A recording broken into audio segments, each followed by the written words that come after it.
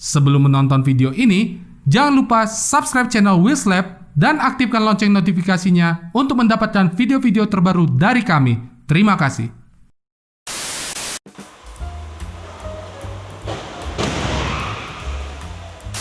Keselamatan berkendara menjadi salah satu faktor vital bagi hampir semua orang saat hendak membeli sebuah mobil. Fitur-fitur macam stability control, airbag, hingga hasil uji tabrak sudah jadi aspek paling standar untuk menentukan apakah mobil tersebut cukup aman jika terjadi kecelakaan. Tapi bagaimana ceritanya sih alat-alat itu bisa sampai ke mobil modern saat ini?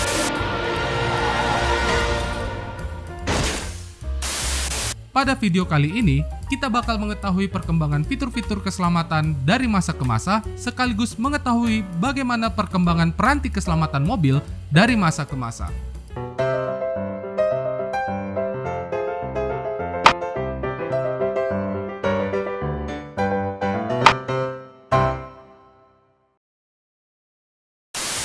Perkembangan peranti keselamatan mobil awalnya dimulai pada dekade 1900 hingga 1910-an.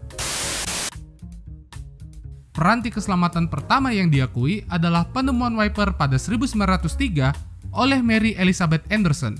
Tidak hanya wiper secara fisik, namun juga sistem pengoperasian wiper dari dalam kabin yang masih umum digunakan hingga saat ini.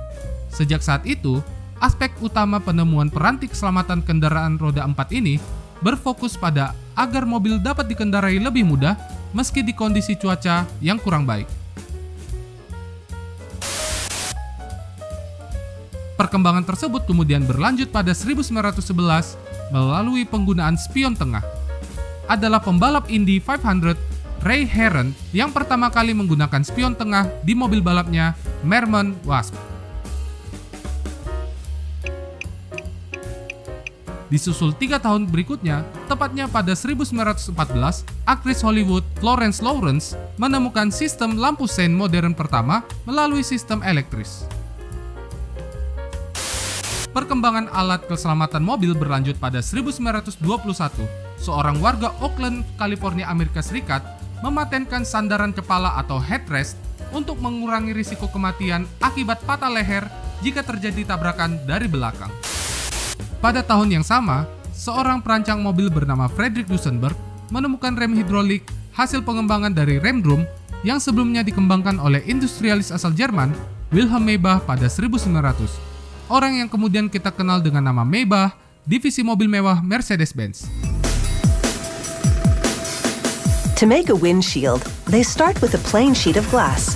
An automated plotter moves a cutting wheel over it and the wheel scores the glass. Penemuan peranti keselamatan kemudian berlanjut pada 1927, di mana pada saat itu ditemukan kaca laminasi yang jauh lebih aman digunakan sebagai kaca depan untuk mengurangi risiko cedera akibat pecahan kaca. Faktor keselamatan kemudian menjadi isu vital dalam perkembangan industri mobil. Pada 1934, perusahaan General Motors melakukan crash test pertama di dunia. Pada saat itu, GM melakukan upaya yang cukup revolusioner dengan melakukan uji tabrak untuk mengetahui aspek apa saja yang dapat dilakukan untuk meningkatkan aspek keselamatan pada sebuah mobil.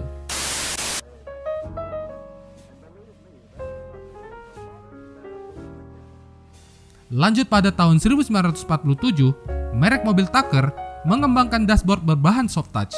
Ternyata, awalnya lapisan empuk pada dashboard mobil bertujuan untuk mengurangi risiko cedera bagi driver dan penumpang depan jika terjadi tabrakan frontal dari depan. Mungkin inilah mengapa mobil-mobil zaman dulu banyak menggunakan material soft touch untuk pembuatan dashboard. Bukan sekedar gaya-gayaan atau sekedar menunjang kemewahan dalam kabin sebuah mobil. Atau mungkin juga keberadaan airbag menjadi penyebab kenapa saat ini banyak manufaktur mobil menggunakan plastik sebagai bahan dasar pembuatan dashboard. Memasuki dekade 50-an, aspek keselamatan pada mobil mendapat perhatian serius untuk mengurangi risiko kematian akibat kecelakaan. In the event of a frontal collision, this is what would happen. Pada tahun 1951, airbag ditemukan oleh seorang berkebangsaan Jerman, Walter Linderer. Walter mengembangkan sistem airbag agar dapat keluar secara manual melalui tombol maupun secara otomatis jika terjadi kontak keras di bagian bumper depan. It's January the 23rd, 1951. 1 tahun kemudian, engineer Mercedes-Benz Bela Baregni mengembangkan konsep crumple zone. Crumple zone merupakan area pada desain mobil yang sengaja didesain agar mobil dapat menyerap getaran yang ditimbulkan akibat benturan karena kecelakaan, sehingga bodi mobil tidak remuk terlalu parah. Kemudian pada tahun 53, perusahaan mobil asal Inggris Jaguar mengembangkan sistem rem cakram dengan caliper brakes untuk meningkatkan pengendalian dan mengurangi lock braking yang sebelumnya sangat mudah terjadi akibat penggunaan rem drum. Jaguar bekerja sama dengan pabrikan ban Dunlop untuk mengembangkan sistem rem tersebut. Menariknya, penemuan baru tersebut langsung diuji coba di ajang balap paling bergengsi di dunia saat itu, Le Mans 24 Hour musim 1953. Kolaborasi tersebut dipasangkan ke mobil balap mereka, Jaguar C-Type. Hasilnya, tim Jaguar Cars mampu keluar sebagai juara kedua dan pertama pada ajang tersebut dan melambungkan nama Jaguar dalam industri mobil saat itu. Tahun 1959 merupakan salah satu checkpoint paling penting dalam perkembangan fitur keselamatan mobil. Karena saat itu, manufaktur asal Swedia Volvo memperkenalkan seatbelt 3 titik pertama di dunia. Hasil temuan engineer Volvo Niels Bohlin tersebut terbukti manjur dalam mengurangi risiko cedera akibat kecelakaan. Sistem sabuk pengaman 3 titik tersebut efektif menahan bagian vital tubuh sehingga tidak terbentur jika terjadi kecelakaan. Bahkan, Volvo tidak mematenkan temuan mereka tersebut sehingga dengan cepat diterapkan seluruh manufaktur mobil.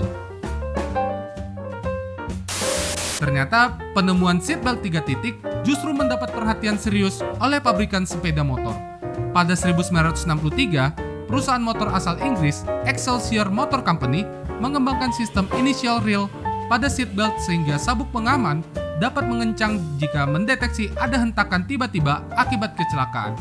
Selain itu, pada tahun tersebut juga ditemukan wiper dengan sistem intermittent.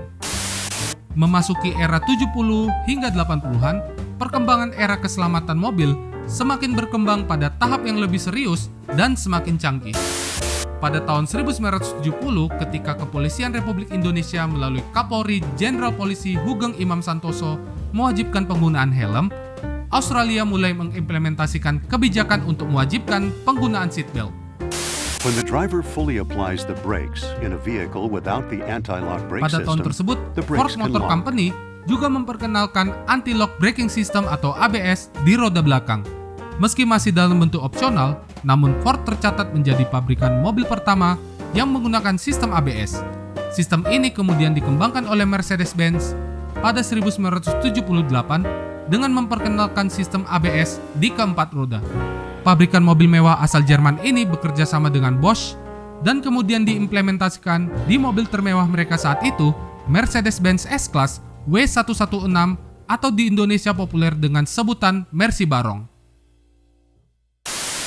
Ambisi Mercedes-Benz untuk menjadi pabrikan mobil dengan perangkat keamanan terbaik tidak berhenti sampai di situ. Pada 1981, Mercy kembali melakukan terobosan dengan memperkenalkan sistem SRS airbag.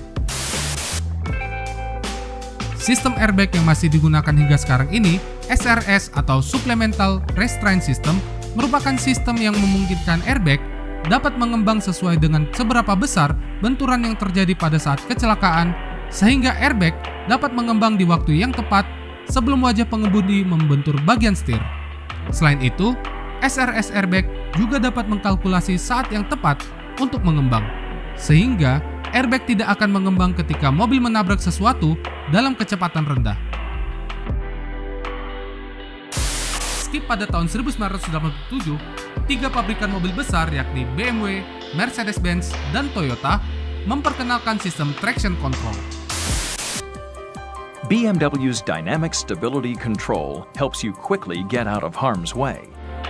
Sistem lanjutan dari penggunaan rem ABS ini memungkinkan mobil dapat mempertahankan traksi ketika mulai mengalami gejala oversteer atau understeer pada saat menikung, maupun ketika jalan licin atau saat bermanuver untuk menghindari lubang atau objek.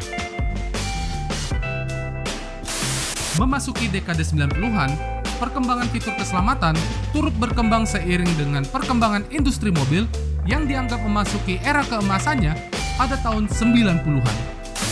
Volvo brought in the side impact airbag, or the SIPS bag. Pada 1991 dan 1994, Volvo melakukan penelitian untuk mengurangi risiko cedera yang diakibatkan tabrakan dari samping. Hasilnya, pada 1991, Volvo mengembangkan sistem Side Impact Protection System. Sistem ini diimplementasikan dengan penggunaan pilar B yang lebih kuat dengan material pintu yang dapat menyerap getaran hasil tabrakan. Sementara pada 1994, Volvo memperkenalkan sistem Side Airbag untuk memproteksi pengendara dan seluruh penumpang dari risiko benturan dari samping. Selain Volvo, era ini Mercedes-Benz juga melakukan improvement untuk meningkatkan aspek keselamatan di mobil-mobil produksi mereka. Pada 1995, Mercedes-Benz dan Bosch mengembangkan sistem Electronic Stability Control atau ESC, hasil pengembangan dari sistem traction control. Bedanya, sistem ini aktif dengan memanfaatkan modul elektris, tidak seperti sebelumnya yang selalu menyala. Setahun kemudian, Mercedes-Benz mengembangkan sistem brake assist system yang dapat membantu pengemudi menghentikan mobil lebih cepat pada saat melakukan emergency brake. Memasuki tahun 2000-an, fitur keselamatan semakin berkembang dengan memanfaatkan modul-modul elektronik. Perkembangan teknologi seperti sensor radar dan kamera juga membantu para pabrikan untuk mengembangkan piranti keselamatan mobil. Pada tahun 2000, perusahaan Amerika Serikat, Iteris, mengembangkan sistem Lane Departure Warning, sebuah sistem peringatan terintegrasi untuk menjaga kendaraan agar tetap berada di jalur dengan memanfaatkan garis-garis jalan. Awalnya, sistem ini dikembangkan untuk truk atau kendaraan besar. Namun seiring berjalannya waktu, pabrikan mobil mulai mengimplementasikan sistem ini. Sementara itu, pada tahun 2004, Volvo kembali melakukan inovasi untuk menunjang keselamatan melalui sistem Blind Spot Information System atau BLIS. We've all experienced changing lanes and suddenly realized that there's another vehicle in our blind spot. That's why we have developed Blind Spot Information System, BLIS, to give you total awareness.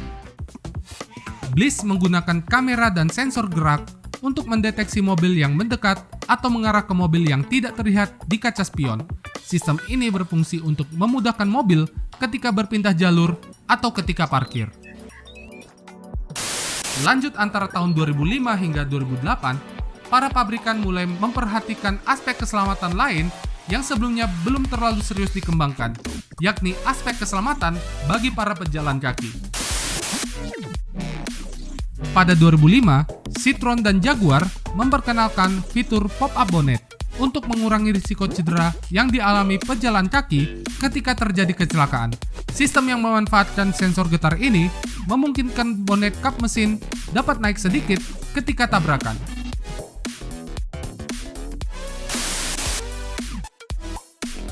Kemudian pada 2008, Volvo mengembangkan sistem Autonomous Braking System. Seperti namanya, sistem ini mampu melakukan interupsi pengereman secara otomatis ketika sensor mendeteksi ada objek yang mendekat secara tiba-tiba. Pengembangan fitur-fitur keselamatan semakin berkembang seiring berjalannya waktu dan perkembangan industri otomotif. Fitur-fitur canggih macam autonomous driving, all-around view kamera, atau auto beam headlamp mulai diimplementasikan para pabrikan untuk meningkatkan aspek keselamatan. Atau macam pabriknya Elon Musk, Tesla, yang mengklaim telah mengembangkan sistem kaca yang anti pecah. Sure? Yeah.